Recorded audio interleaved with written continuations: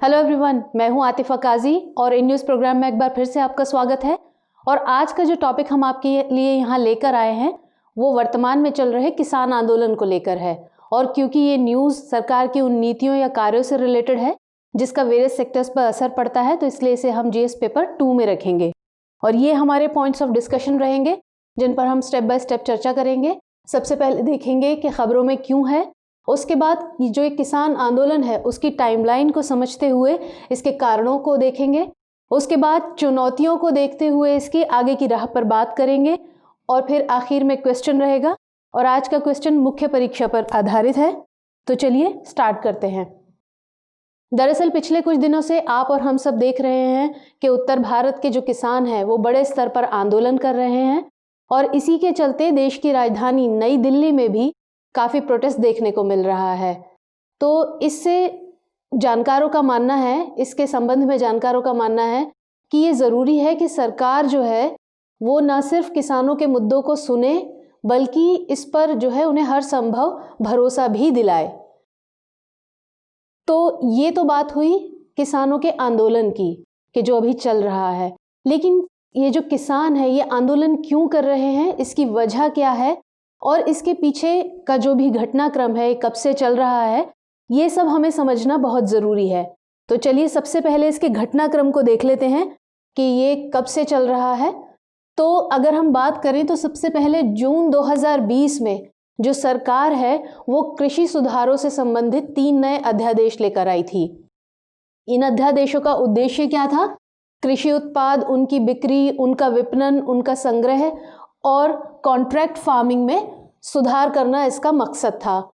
तो इन अध्यादेशों को अधिनियम में बदलने के लिए सितंबर 2020 में संसद के दोनों सदनों ने इन बिलों को पारित कर दिया और उसी महीने राष्ट्रपति ने भी इस मामले में अपनी मंजूरी दे दी और ये तीनों अध्यादेश अधिनियम बन गए। अब ये तीनों अधिनियम कौन से हैं? ये तीनों अधिनियम हैं ये कृषक उपज व्यापार एवं वाणिज्य संवर्धन और सुविधा अधिनियम 2020, कृषक सशक्तिकरण एवं संरक्षण मूल्य आश्वासन और कृषि सेवाओं पर समझौता अधिनियम 2020 और तीसरा था आवश्यक वस्तु संशोधन अधिनियम 2020। तो ये तीनों अधिनियम जब आए तो इसको लेकर देश भर में विरोध शुरू हो गया और आंदोलन शुरू हो गया किसानों के बीच। और उसी के चलते 25 सितंबर को किसान संगठनों ने भारत बंद का ऐलान कर दिया। हालांकि अब इस मुद्दे पर सरकार ने किसान संगठनों को जो है 3 दिसंबर का टाइम दिया है उनसे बात करने के लिए, यानी सरकार जो है 3 दिसंबर को इस मुद्दे पर किसान संगठनों से बात करेगी। तो ये तो था इसका घटनाक्रम किसान आंदोलन का। लेकिन अब किसान इन 3 अधिनियमों को लेकर क्यों इतना विरोध कर रहे हैं, इतना प्रबल विरोध जता रहे हैं, तो हमें उन कारणों को भी समझने की ज़रूरत है। तो सबसे पहला तो राज्यों का जो तर्क था वो ये था कि सरकार इन कानूनों के ज़रिए जो है राज्यों की जो शक्ति है उनमें हस्तक्षेप करना चाहती है, यानी कि राज्यों की जो पावर्स हैं उनमें इंटरफेयर करना चाहती है, जो कि संघवाद के खिलाफ है। दूसरा क्या तर्क था कि व्यापार और वाणिज्य से रिलेटेड जो कानून है, जो एक्ट है, वो केंद्र को ये शक्ति देगा कि इन अधिनियमों के जरिए जो है सरकार राज्यों को कोई भी आदेश दे सकती है। इसके अलावा कृषि जो राज्य है उनका तर्क था कि जो कृषि और बाजार एवं मेले जो हैं ये राज्य सूची का विषय है, जबकि केंद्र का तर्क था कि ये व्यापार एवं वाणिज्य जो है वो संवर्ती सूची का विषय है, इसलिए उसके पास, सरकार के पास संवैधानिक शक्ति है।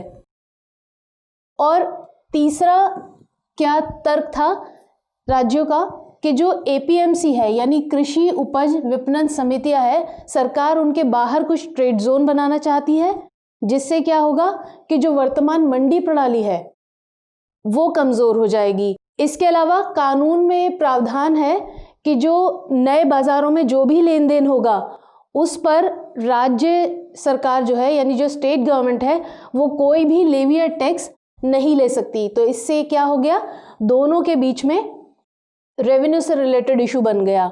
इसके अलावा जो किसान हैं उनका ये कहना था कि जो एपीएमसी मंडियां हैं यानी कि कृषि उपज विपणन समिति मंडियां जो है सरकार जो है केंद्र सरकार जो है वो एमएसपी के थ्रू एपीएमसी मंडियों से किसानों का जो उत्पाद है वो सीधे ले लेती है। तो इससे क्या है कि जो नए ट्रेड जोन बनेंगे, यानी जो ऐसे में नए ट्रेड जोन बनेंगे, उससे एमएसपी सिस्टम पर भी खतरा हो सकता है। एमएसपी यानी मिनिमम सपोर्ट प्राइस, ये क्या है? एमएसपी सिस्टम में क्या है कि सरकार सीज़न की शुरुआत में ही ये घोषणा कर देती है कि किसानों को जो है उनके उत्पाद के लिए कुछ मिनिमम प्राइस दिया जाएगा, यानी कि उससे कम उन्हें नहीं मिलेगा, उतना तो कम से कम उनको मिलेगा ही मिलेगा। इसको ऐसे समझ सकते हैं कि अगर सरकार गेहूं खरीद रही है किसान से और वो उसका तय करती है 1300 रुपये प्रति क्विंटल, तो अब कम से कम उन्हें 1300 रुपये तो मिलेगा ही मिलेगा, इससे कम उनको नहीं मिलेगा। तो इसे कहते हैं एमएसपी, यानी इतना जो है वो तय हो गया है, इससे कम उन्हें कहीं भी नहीं मिलेगा। तो किसानों का मानना है कि जो एमएसपी सिस्टम है इससे खतरा बढ़ जाएगा इस पर। इसके अलावा जो कृषि व्यापार से जुड़ा नया कानून है वो नॉन एपीएमसी मंडियों के रेगुलेशन का जो है कोई भी प्रावधान नहीं करता है। उससे क्या है कि किसानों को व्यापारियों से डील करने में कुछ दिक्कतों का सामना करना पड़ सकता है। इसके अलावा जो किसान संगठन है उनका एक तर्क ये भी है कि जो मूल्य आश्वासन संबंधी नया कानून है उसमें कॉन्ट्रैक्ट फार्मिंग के संबंध में कृषि उपजों की खरीद बिक्री के लिए व्यापार समझौतों की बात तो कही गई है, लेकिन जो प्राइस फिक्सेशन है उसका कोई उसमें प्रावधान नहीं किया गया है, क्योंकि जो प्राइस है वो एक वेरिएशन रिलेटेड इशू है। तो इससे जो है ये संभावना हो सकती है कि व्यापारियों के हाथों किसानों का शोषण बढ़ जाए।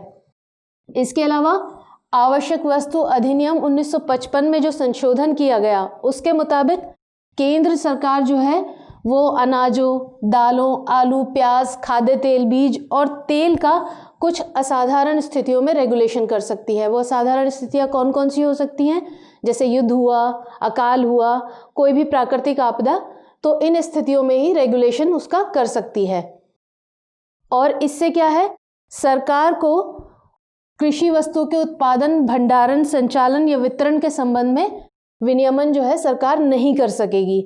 ऐसे में जानकार मान रहे हैं कि जो खाद्य सुरक्षा का जो मुद्दा है वो कुछ पीछे छूट जाएगा।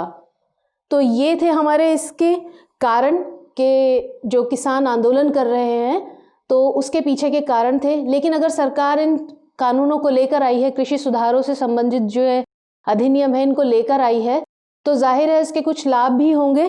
तो हम उसके कुछ लाभों को देखते हैं, नए कानूनों से रिलेटेड जो है इन पॉइंट्स के थ्रू हम उनको देखेंगे। सबसे पहला तो ये कि जो नया कानून है वो किसानों को उपज बेचने के लिए नए विकल्प देगा और उससे उन्हें उचित मूल्य भी मिल सकेंगे। इसके अलावा एपीएमसी जो मंडियां हैं उनका एकाधिकार कम होगा। इसके अलावा जो नया कानून है एक राष्ट्र एक कृषि बाजार की जो अवधारणा है उसको मजबूत करेगा और व्यापार और वाणिज्य से जुड़े जो अधिनियम है उसके मुताबिक किसानों को अपने उत्पाद बेचने के लिए कोई सेस या लेवी या कोई भी टैक्स है वो नहीं देने होंगे। इसके अलावा जो कृषक सशक्तिकरण एवं संरक्षण अधिनियम 2020 जो है वो किसी भी मुद्दे पर विवाद के लिए निपटान तंत्र की व्यवस्था करता है। इसके अलावा नए कानून जो है, इन नए कानूनों से निजी क्षेत्र इसमें प्रोत्साहित होगा, आकर्षित होगा, जिससे कृषि क्षेत्र की वृद्धि और ज़्यादा तेज़ हो जाएगी। इसके अलावा नए किसान उत्पाद संगठनों के गठन को भी प्रोत्साहन मिलेगा, यानी जो नई व्यवस्था है वो नए किसान उत्पाद संगठनों के गठन को प्रोत्साहित करती है। अब इसके समक्ष चुनौतियां देखते हैं। सरकार पर किसानों के विश्वास की कमी, यानी कि जैसा अभी हमने बताया कि सरकार ने हालांकि आश्वासन दिया है एमएसपी वगैरह को लेकर, लेकिन फिर भी जो किसान हैं उनका विश्वास जो है वो सरकार पर जो विश्वास की उनकी कमी है वो सबसे बड़ी बाधा है। तो इसलिए सरकार को ये अध्यादेश लाने से पहले किसान संगठनों से चर्चा करनी चाहिए थी, उसके बाद इन अध्यादेशों को लाना चाहिए था। इसके अलावा किसानों का जो एक बड़ा वर्ग है उसमें जागरूकता की भी कमी है, क्योंकि जो इसके लाभ हैं वो इस जागरूकता की कमी की वजह से इन लाभों को नहीं देख पा रहे हैं, उनसे परिचित नहीं हो पा रहे हैं। तो ये भी एक चुनौती है। इसके अलावा जो जैसे मैंने बताया कि जानकारी मान रहे हैं कि इन सब से खाद्य सुरक्षा का जो मुद्दा है वो कुछ पीछे छूट जाएगा, तो खाद्य सुरक्षा का जो मुद्दा है वो भी एक चुनौती है। इसके अलावा जो आवश्यक वस्तु अधिनियम है उसमें बदलावों के बाद जिन कृषि वस्तुओं को विनियमन के दायरे से हटाया गया है, उसके कारण उन वस्तुओं का जो आयात है वो बढ़ सकता है, और उससे क्या होगा कि ऐसे में जो घरेलू किसान हैं उनका जो हित है वो प्रभावित होगा और वो भी एक बड़ी चुनौती बनकर सामने आएगा। अब ऐसे में क्या आगे की राह हो सकती है, हम उस पर बात करते हैं। सरकार को कृषि अवसंरचना को मजबूत करने पर ध्यान देना होगा। ये पॉइंट्स ऐसे हैं कि आपको आराम से समझ आ जाएंगे, इसलिए हम इन पर ज़्यादा डिटेल में बात नहीं करेंगे। सरकार को किसानों से संबंधित चिंताओं पर बात करनी चाहिए। सरकार सभी राजनीतिक दलों और किसान संगठनों से चर्चा कर नए कानूनों में ज़रूरी बदलाव कर सकती है। यानी कि सरकार जो है राजनीतिक दलों और किसान संगठनों के साथ मिलकर बातचीत करे और उनमें हो सकता है कोई उपाय निकले, कुछ जो सबकी सहमति के साथ उनमें बदलाव करे जो आवश्यक बदलाव हों। इसके अलावा सरकार को एमएसपी और खाद्य सुरक्षा जैसे जो मुद्दे हैं उनके लिए उन पर दीर्घकाल के लिए विचार करना होगा, और व्यापारियों के कारण किसानों का शोषण ना हो। जैसे मैंने बताया कि हो सकता है कि इस सब से जो व्यापारी हैं उनके हाथों किसानों का शोषण बढ़ जाए, तो इसलिए इस पर भी सरकार को ध्यान देना होगा कि किसानों का शोषण ना हो, और इसके लिए सरकार को एक तंत्र विकसित करने की ज़रूरत होगी। यानी कुछ ऐसा सिस्टम लाए कि जिससे इस पर नज़र रखी जा सके। अब आज का प्रश्न देख लेते हैं, मुख्य परीक्षा से रिलेटेड है, तो देख लीजिए। कृषि सुधारों से संबंधित नए अधिनियमों के मुख्य प्रावधानों की संक्षेप में चर्चा कीजिए। बताइए कि हालिया किसान आंदोलन के पश्चात सरकार को क्या उपाय करने चाहिए। तो ये था हमारा आज का टॉपिक। कल फिर मुलाकात होगी किसी और नए इंपॉर्टेंट टॉपिक के साथ। तब तक के लिए इजाजत दीजिए। धन्यवाद।